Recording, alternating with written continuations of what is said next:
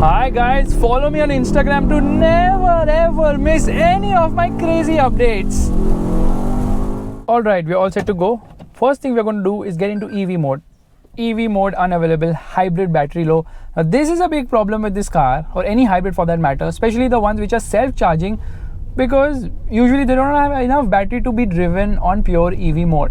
But still, we will drive a bit sedately, because this is where this car feels the best, being driven sedately, because when you try to push it around, you can feel the weight of this car, and it weighs a colossal 1900 kgs. Why so heavy though?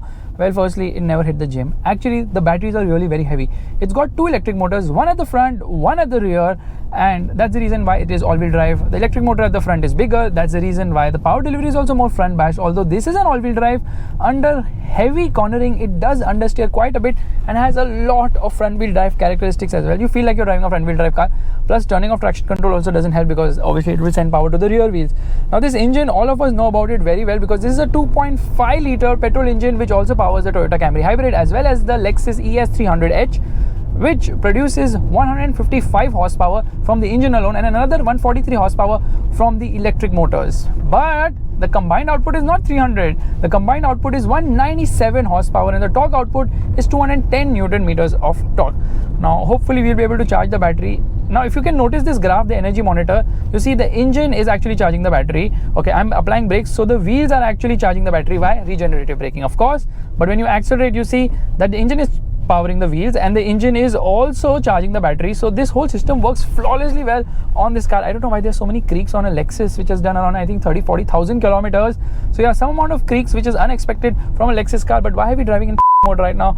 Okay, there are 4 drive modes. We are in Eco, there's normal, custom as well, and there's Sport and Sport Plus. Oh my goodness. Okay, we are in Sport Plus right now. The reason why you hear a lot of the thuds is because the suspension is super duper soft. Yeah, and more so at the rear. At the rear, the suspension is so soft, it's like super wallowy or cushiony as well, which is good for the ride for the most part. But you know what, over really bad roads and expansion joints, you can feel a lot. Here, slot the gear lever into S and off we go. Actually, you need to push the car hard so that the battery charges. Yeah, when you're pushing the car hard, now the battery charges. Again, the stalks are on the wrong place, which should not be the case. You know what? When you turn on the car now, the steering wheel as well as the seat, they move. And when you turn it off as well, so that it's easy to get in and out of the vehicle. And it has this very funky display when you park the car. It shows you a 360-degree view of what's happening around and where you have parked. I guess that comes when you do a perfect parking, which I did.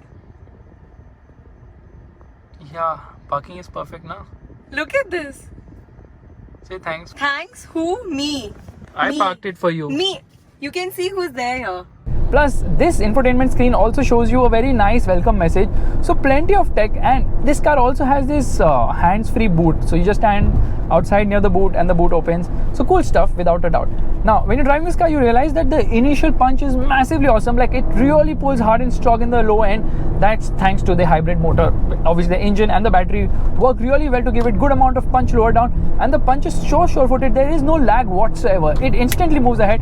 The refinement levels are so stellar. Now you cannot hear anything inside the cabin. That is the level of refinement on offer. It is unbelievably smooth, a car. I absolutely love the smoothness of this Lexus. It's so damn awesome. Okay, I don't know where he's going. Where are the indicators? Must have fallen somewhere. So that smoothness is so good now that you feel that the car is not on only. So when you turn on the car, it's on electric, it's on the battery. You don't hear anything. You're like, it's not on. But then when the engine kicks in, you realize something has kicked in. But the engine is also very silent and smooth for the most part. And because on pure EV mode, it can be driven for certain kilometers at certain speed, under certain speed, I think under 30 kilometers per hour. You just disconnect from the outside world completely. Expansion joints, I hate them because of the soft suspension. You can feel a bit on the inside. And because of the soft suspension, if you try to corner this car hard now, you can feel a lot of understeer. But along longish corners, it does drive very well.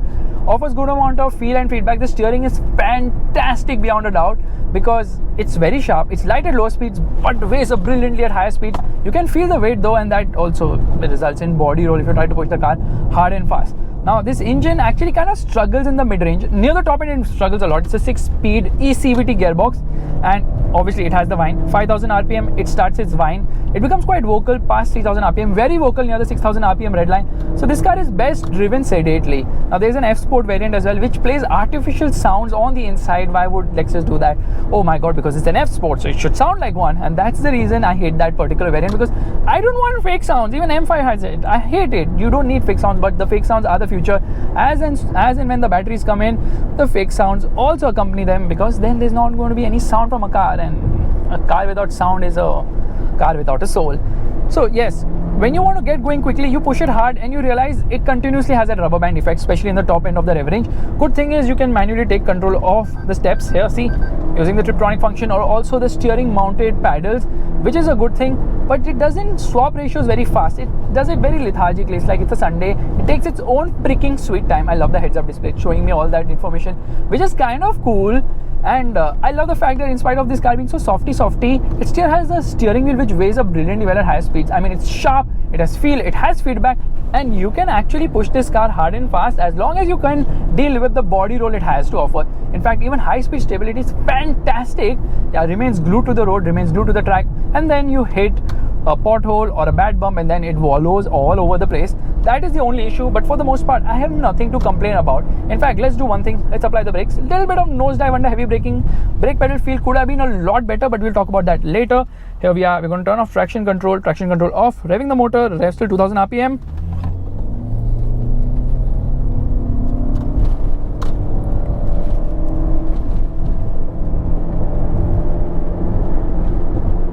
Did you notice there's this continuous surge because of the CVT gearbox? It will continuously pull ahead relentlessly, which is fantastic. But then, you know, you don't get that high revving nature of this engine, because this engine doesn't have a high revving nature in the first place. Now the F Sport also has a different instrument cluster wherein you actually see the charge levels and how much regeneration is happening all the time, unless and until you get into sport mode. Once you get into sport mode, it starts showing you the tachometer. Here, thankfully, in the luxury variant, we are seeing the tachometer all throughout. The energy monitor is also turned on in the multi-information display. I love the energy monitor. It's a super cool display. Very cool, very funky, and very gimmicky as well. But hey, who cares, because there's not much as such to really enjoy in the car as far as driving goes, because it's just so soft and kind of, dare I say it, soulless as well. But yeah, people love this car. Like Nuren definitely loves this car. She's like, oh my god, what an amazing car. She said this is better than the GLS. Who says that? The GLS is the S-Class of Mercedes-Benz SUVs. Anyways, stop overreacting, Faisal. Around the corners, that Volvo-ness is there. Plenty of it is there. Yeah, the Volvo-ness is plenty. Now it has got something known as adaptive variable suspension. What is it? Well, basically adaptive dampers. What it does is it actually adjusts the dampers according to the speed and the road conditions to ensure a good ride. And it can adjust the stiffness also of the dampers. The only problem is that, you know what, it doesn't really make much of a difference. Yeah, obviously the drive modes do. So in eco mode, obviously it does the performance, it changes the map. You get into normal mode, the map is a little bit more aggressive in terms of performance, but still more towards the conservative side in terms of economy. And when you get into sport or sport plus, obviously it gives you the full bananas, better performance, 0 to 100 km per hour in 9.2 seconds. The speedometer reads 260 km per hour as a top speed. This car only goes 180 km per hour. So yeah, that's like 80 km per hour wasted in that speedometer, which was of no use at all. But hey, you know what? This is Lexus's smallest crossover right now, and that is where the appeal lies of this particular car. Now we're hitting a corner. I'm just going to try and downshift here. Not that it's going to help, because low end is good. Mid range is like, going to take a nap right now, and top end is like, bye bye, I've slept already. 6,000 RPM in a Japanese car is peanuts. Okay, it's peanuts. Remember that 7,000 RPM Ali feeling? None of that in this Lexus, which costs 74 lakhs. Yes, this particular car which I'm driving costs rupees 74.08 lakhs on road Mumbai. The three variants on offer. There's something known as the Exquisite, which was launched with the BS6 version. When the BS6 version was launched, that particular variant is the entry level variant, costs 68 lakh rupees on road Mumbai. There's another variant above this, which is the F Sport, which costs 75 lakh rupees. So you pay a premium of 80,000 more for the F Sport, but the F Sport looks sporty and also sounds sporty, although that's fake. But you know what is good about the F Sport? It looks sportier. It actually gels with the image of the car. But the image of the car is not about being sporty. It looks sporty, doesn't drive as sporty as such. So yeah, you win some and you lose some as well. The fuel economy is a claimed 18.32 kilometers per liter, which is like, oh my god, wow, that is amazing. However, in the real world, you will get something between 7 to 10 kilometers per liter, because getting 18.32 kilometers per liter all depends on your battery management, and I completely suck at it because after driving so much, we are still at 2 bars. Come on, give me regenerative braking. Every time you apply brakes, it tries to charge that battery, but it's just not enough. And that's the problem with a self-charging hybrid. Although Toyota and Lexus swear by self-charging hybrids because you don't have to plug in somewhere. But if you don't plug in, how will you get the juice? And that juice is right now missing because I want a quick overtake. I just do not get it. Now these drive modes which I was talking about, 4 drive modes or whatever, they alter the engine, the gearbox, as well as the suspension of course, and the steering too. We're driving in full banana mode right now, which means that we are in Sport Plus for the gearbox, for the, obviously the drive mode also is in Sport Plus. I just wish I could have shown you the EV mode because that would be so freaking rad. Now even when you get into a Tiptronic function of sport mode for the gearbox, it will not hold on to a gear. It just does not hold on to a gear, which is kind of disappointing.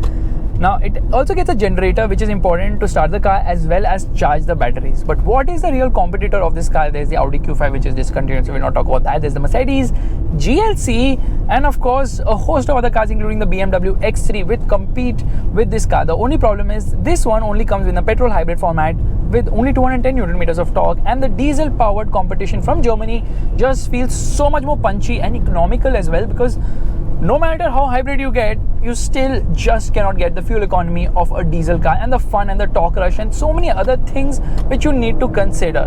But this car does stand out, and stand out it does. Why? Because it looks really very different. It also drives different, gives you an entirely different feel of something which is special and unheard of. Now of course Lexus's dealership network is Chintu, which means that you really cannot buy one in any place in the country. You have to be in one of the metro cities because they are like new to the market, not many showrooms, dealerships, service centers.